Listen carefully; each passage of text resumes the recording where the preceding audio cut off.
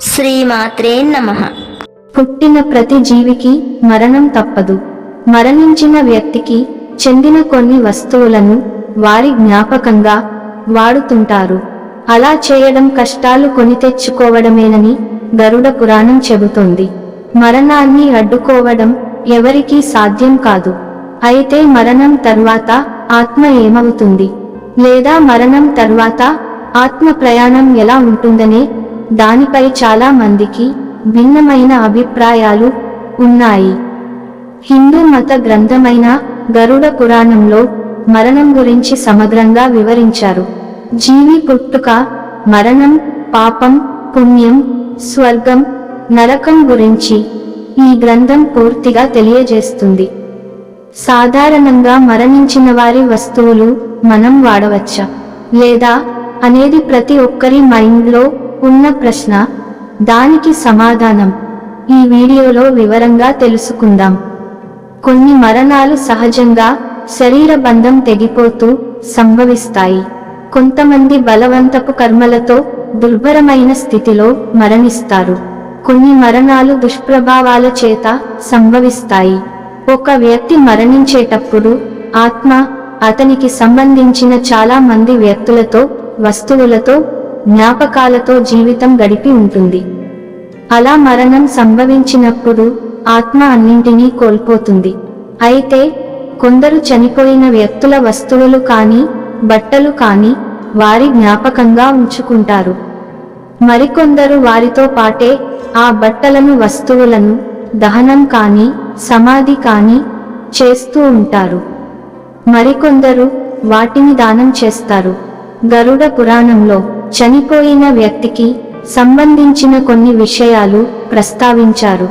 మృతి చెందిన వారికి సంబంధించిన వస్తువులను మనం తప్పుగా ఉపయోగించకూడదు.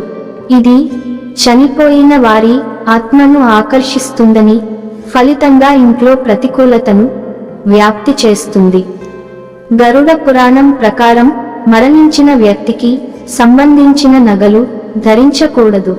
వాటిని ధరిస్తే మరణించిన వ్యక్తి శక్తి లేదా ఆత్మ అతని ఆభరణాలను ధరించిన వ్యక్తిని ఆవహిస్తుంది. అలా జరగకూడదనుకుంటే ఏం చేయాలో కూడా గరుడ పురాణంలో సూచించారు. మీరు వారి ఆభరణాలను ఉపయోగించాలనుకుంటే ఆ నగలను కరిగించి వాటితో కొత్త నగలు చేయించుకుని ధరించండి. మరణించిన వ్యక్తి తన మరణానికి ముందు తన ఆభరణాలను మీకు బహుమతిగా ఇస్తే మీరు దానిని ఉపయోగించుకోవచ్చు, వాటిని పవిత్రంగా ఉంచవచ్చు.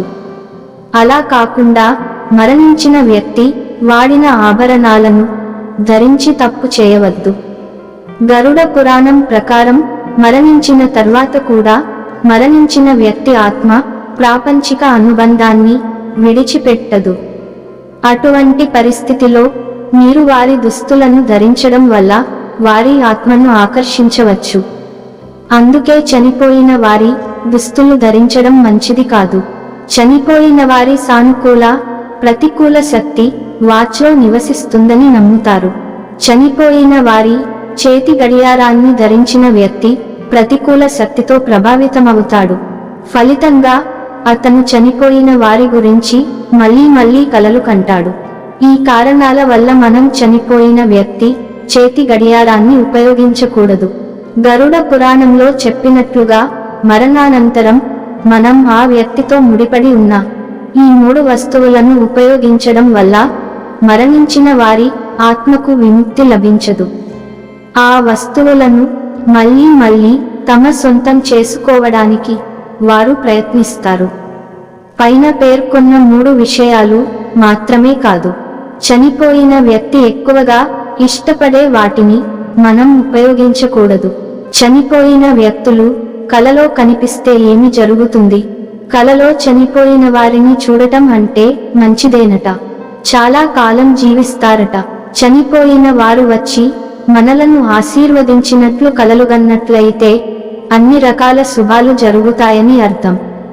కలలో చనిపోయిన వారు వచ్చి ఏడుస్తున్నట్లు కలలుగన్నట్లయితే మంచిది కాదు. గుడిలో అర్చన చేపించటం మంచిది. మీరు చనిపోయిన వారితో మాట్లాడుతున్నట్లు కలలుగన్నట్లయితే మీరు పేరు కీర్తిని పొందుతారని అర్థం. చనిపోయిన వారు మీ ఇంట్లో నిద్రిస్తున్నారని కలలో చూస్తే మీరు పెద్ద గండం నుండి తప్పించుకుంటారు. కలలో శవపేటికను చూడటం అంటే మనకు దగ్గరగా ఉన్న ఎవరైనా చనిపోతారని అర్థం. పూర్వీకులు కలలోకి వస్తే దాని అర్థం ఏమిటి? చనిపోయిన వారు మీతో కలిసి భోజనం చేస్తున్నట్లు కలలో ఉంటే మంచి జరుగుతుందట. కలలో చనిపోయిన వారు మీతో మాట్లాడటం అంటే క్లిష్ట పరిస్థితుల్లో కొంతమంది మీకు సహాయం చేయడానికి వస్తారని భావించవచ్చు. మనం చనిపోయినట్లు కలలుగన్నట్లయితే మన ఆయుర్దాయం పెరుగుతుంది. చనిపోయిన మీ తండ్రి మీ కలలో కనిపిస్తే మీరు పరిష్కరించలేని సమస్యను త్వరలో విజయవంతంగా పరిష్కరిస్తారని అర్థం. చనిపోయిన మీ తల్లి మీ కలలో కనిపిస్తే మీకు లేదా మీ కుటుంబంలో ఎవరికైనా ఆడపిల్ల పుట్టబోతోందని అర్థం.